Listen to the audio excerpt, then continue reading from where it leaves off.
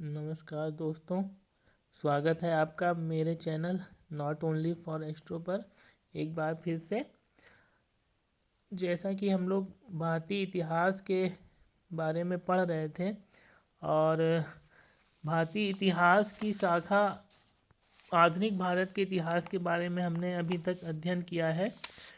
और दोस्तों, हम लोग यहाँ तक पढ़ चुके थे आधुनिक भारत में शिक्षा का विकास।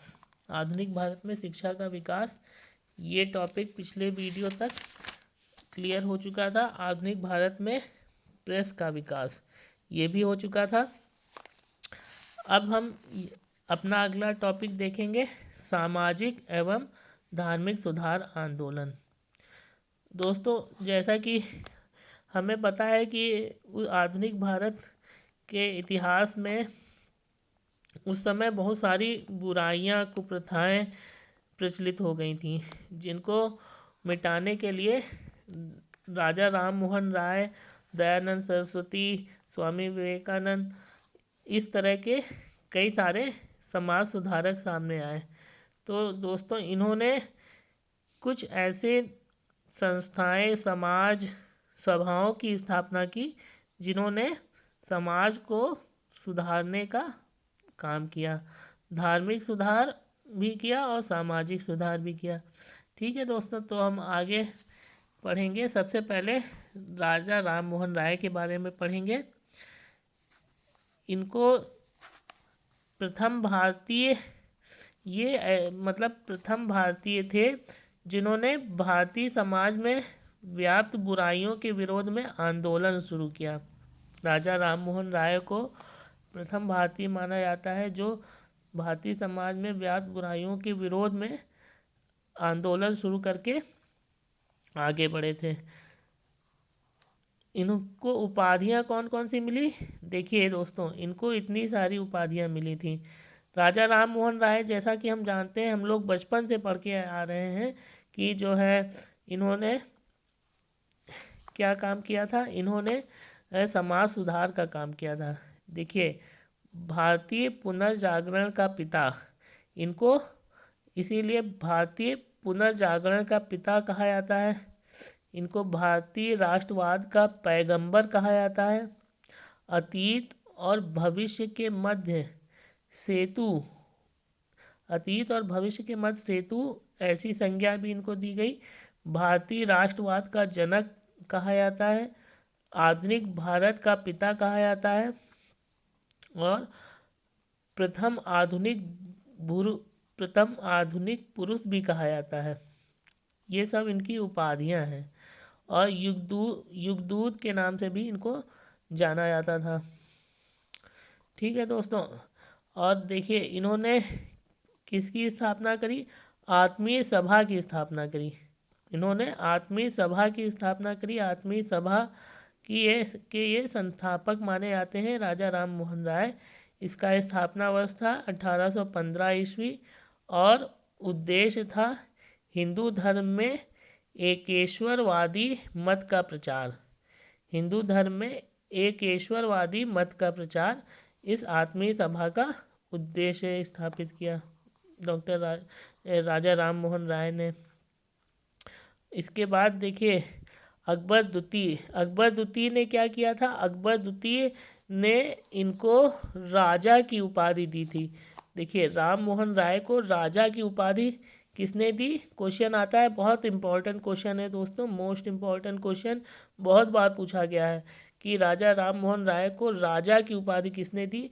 तो उत्तर होगा अकबर द्वितीय ने। ठीक है, और इन्हीं अकबर द्वितीय ने इनको, राजा राम मोहन राय को, अपने दूत के रूप में 1830 ईस्वी में तत्कालीन ब्रिटिश सम्राट विलियम चतुर्थ के दरबार में भेजा था। मतलब ये अकबर द्वितीय जो शासक थे, इन्होंने अपने दूत के रूप में किसको भेजा? राजा राम मोहन राय को। कहाँ भेजा? तत्कालीन ब्रिटिश सम्राट विलियम चतुर्थ के दरबार में 1830 ईस्वी में भेजा। ठीक है दोस्तों, इनकी राजा राम मोहन राय की मृत्यु हो जाती है 27 सितंबर 1833 को ब्रिस्टल इंग्लैंड में। ब्रिस्टल इंग्लैंड में एक जगह है ब्रिस्टल, वहाँ पर 1833 27 सितंबर को इनकी मृत्यु हो जाती है। इन्होंने अंग्रेजी शिक्षा का पक्ष लिया था, मतलब अंग्रेजी शिक्षा के पक्षधर थे, उसको सपोर्ट करते थे। और विरोधी किसके थे? ये मूर्ति पूजा के विरोधी थे, बाल विवाह के और सती प्रथा के विरोधी थे। ठीक है दोस्तों, बाल विवाह सती प्रथा को ख़त्म करने में इन्होंने प्रयास किए और मूर्ति पूजा के विरोधी थे। ठीक है दोस्तों, आगे बढ़ेंगे। दोस्तों एक जैसे बचपन से हम लोग क्वेश्चन सुनते आ रहे हैं, एक ब्रह्म समाज की स्थापना कहा जाता है किसने करी? तो राजा राम मोहन राय ने ब्रह्म समाज की स्थापना करी 1817 के आसपास। ठीक है दोस्तों, इसमें नहीं दिया था, मुझे याद आ गया तो मैंने आपको बता दिया। वैसे तो सबको मालूम होगा, बहुत प्रचलित प्रश्न है। और देखिए आर्य समाज, ये भी बहुत प्रचलित है। आर्य समाज की स्थापना किसने करी? दयानंद सरस्वती जी ने। अब हम दयानंद सरस्वती के बारे में पढ़ेंगे। इन्होंने 1867 ईस्वी में पाखंड खंडनी पताका लहराई थी। पाखंड खंडनी नामक पताका लहराई थी कब? 1867 ईस्वी में। इनकी पुस्तक बहुत प्रचलित, बहुत फेमस पुस्तक है सत्यार्थ प्रकाश। सत्यार्थ प्रकाश पुस्तक किसकी है? दयानंद सरस्वती जी की है। ठीक है, बहुत प्रश्न पूछा जाता है, सत्यार्थ प्रकाश किसने लिखी? दयानंद सरस्वती।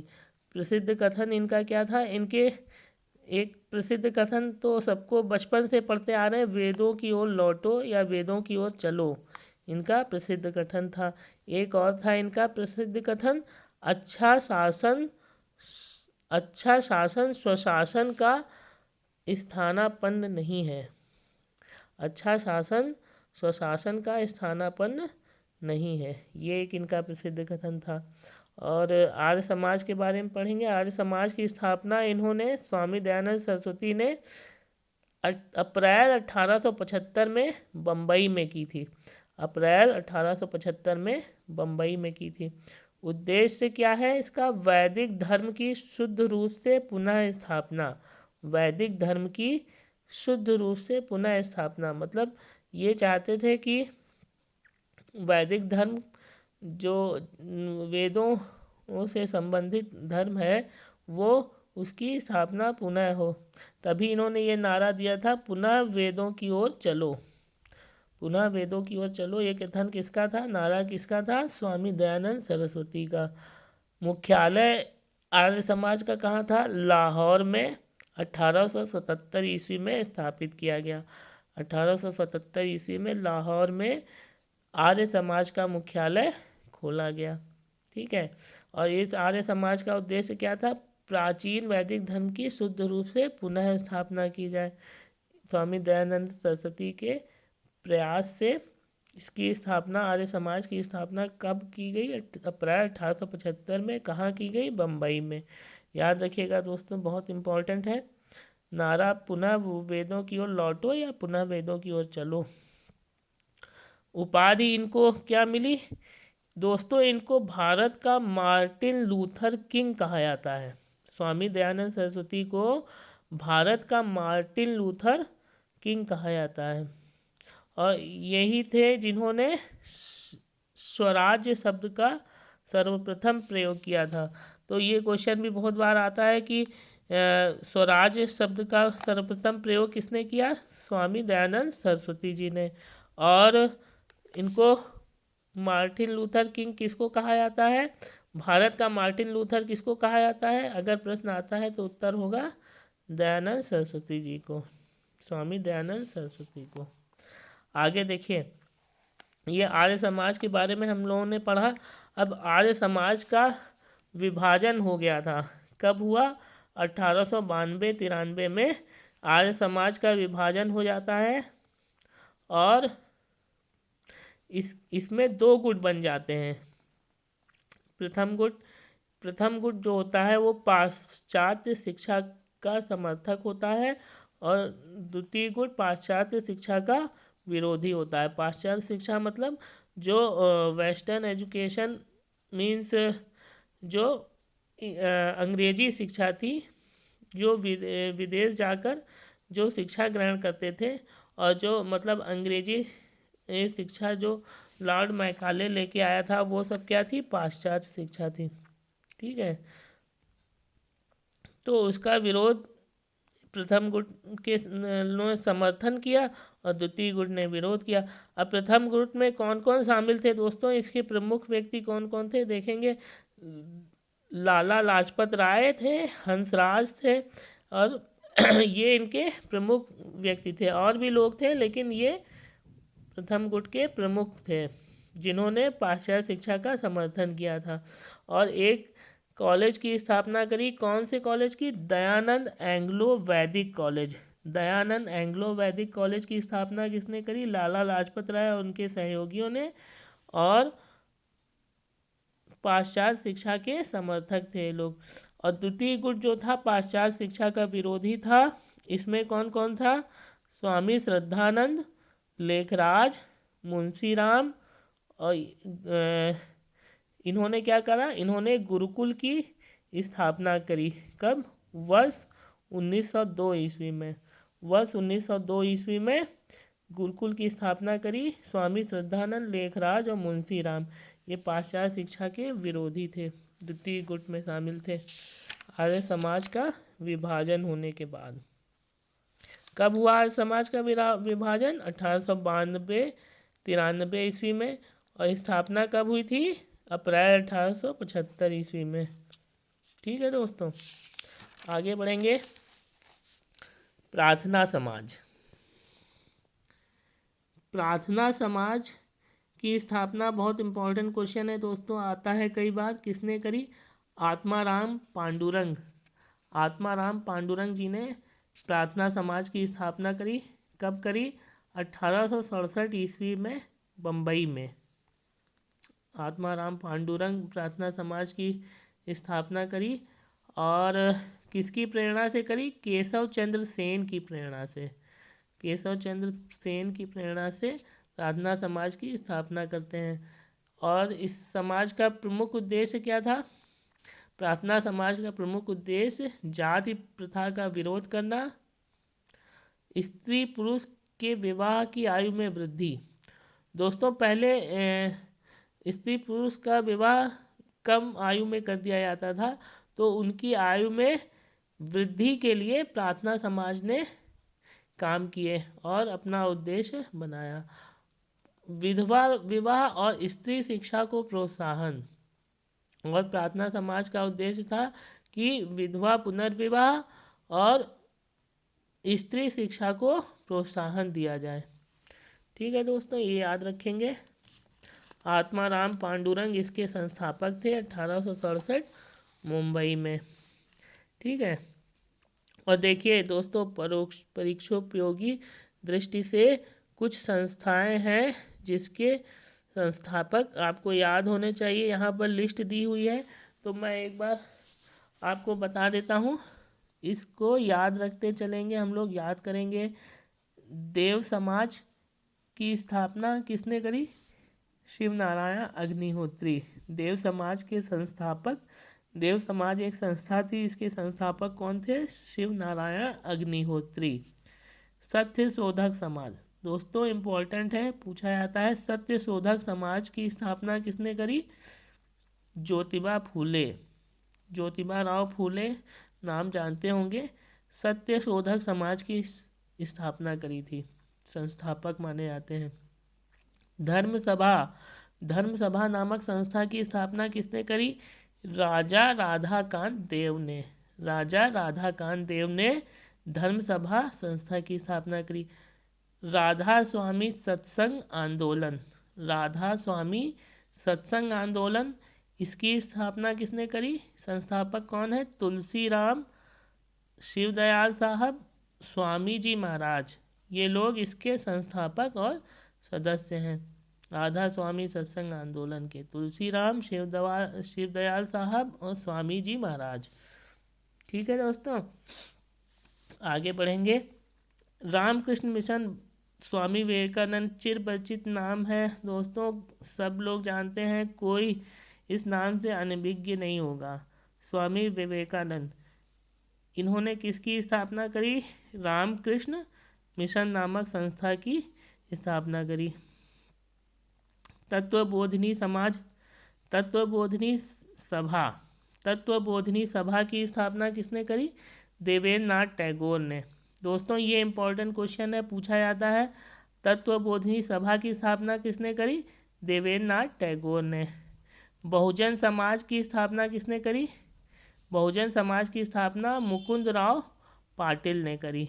बहुजन समाज की स्थापना मुकुंदराव पाटिल ने करी और शंकरराव जाधव ने करी। ठीक है, ये लोग संस्थापक भी थे, सदस्य भी थे। ठीक है दोस्तों, याद रखेंगे।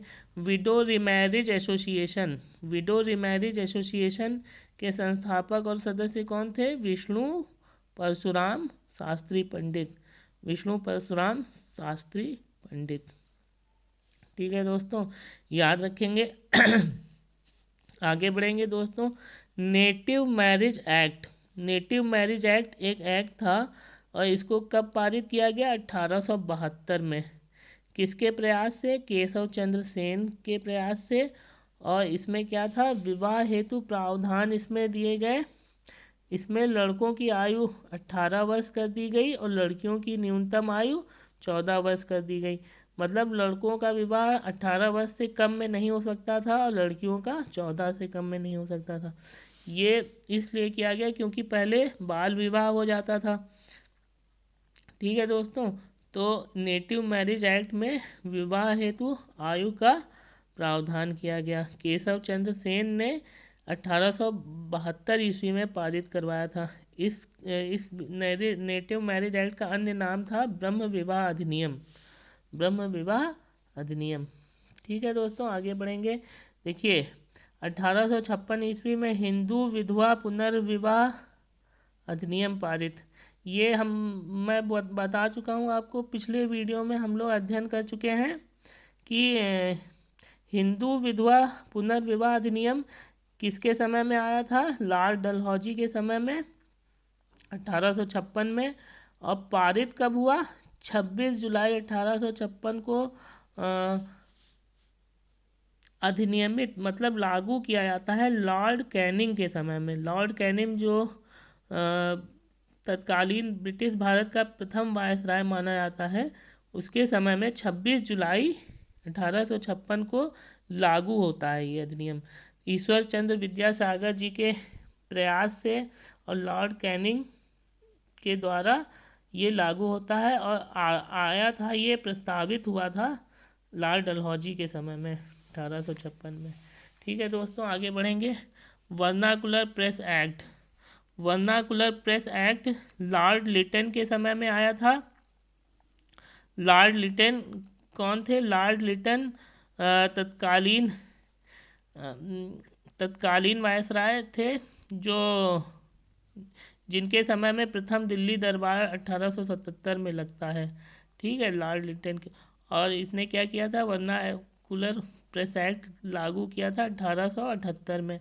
अन्य नाम इसके क्या है? देसी भाषा प्रेस अधिनियम इसको कहा जाता है और मुंह बंद करने वाला अधिनियम कहा जाता है, क्योंकि दोस्तों इस एक्ट ने ये प्रावधान कर दिया कि कोई भी पत्रिका देसी भाषा में नहीं छपेगी। किस में छपेगी? अंग्रेजी भाषा में।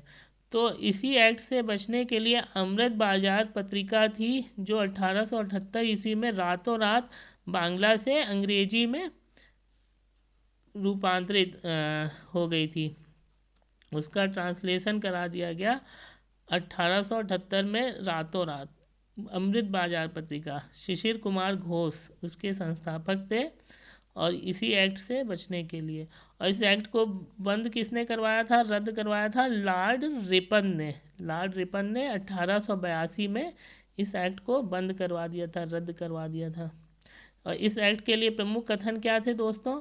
अर्स्किन पेरी ने इसके लिए कहा कि विपरीतगामी और असंगत है ये जो वर्नाकुलर प्रेस एक्ट कैसा है? विपरीतगामी है और असंगत है। और सुरेंद्र नाथ बनर्जी, एस.एन. बनर्जी ने क्या कहा कि ये आकाश से वज्रपात के समान है। ये एक्ट, वर्नाकुलर प्रेस एक्ट, आकाश से वज्रपात के समान है। तो ये इसी एक्ट को लॉर्ड रिपन, जो स्थानीय स्वशासन का जनक माना जाता है, लॉर्ड रिपन, उसने स्थानीय स्वशासन का जनक, दोस्तों मैंने बताया था पहले वीडियो में आपको, उसने 1882 में वर्नाकुलर प्रेस एक्ट को रद्द करवा दिया। और लगवाया किसने था? लॉर्ड लिटन ने लगवाया था, रिपन ने बंद करवा दिया। तो ये याद रखिएगा, 1878 में लागू हुआ था ये।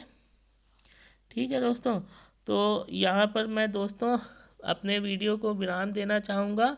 और ये कांग्रेस से पूर्व स्थापित राजनीतिक संस्थाएं हम लोग अगले वीडियो में पढ़ेंगे, जब मैं आपको भारतीय राष्ट्रीय कांग्रेस के पहले इसके बारे में जब बताऊंगा। तो इससे पहले कांग्रेस से पूर्व, क्योंकि ये राजनीतिक संस्थाएं थी, स्थापित की गई थी, इसलिए इसके बारे में बताऊंगा। तब तक के लिए मुझे इजाज़त दीजिए। धन्यवाद दोस्तों, बहुत बहुत धन्यवाद। नमस्कार।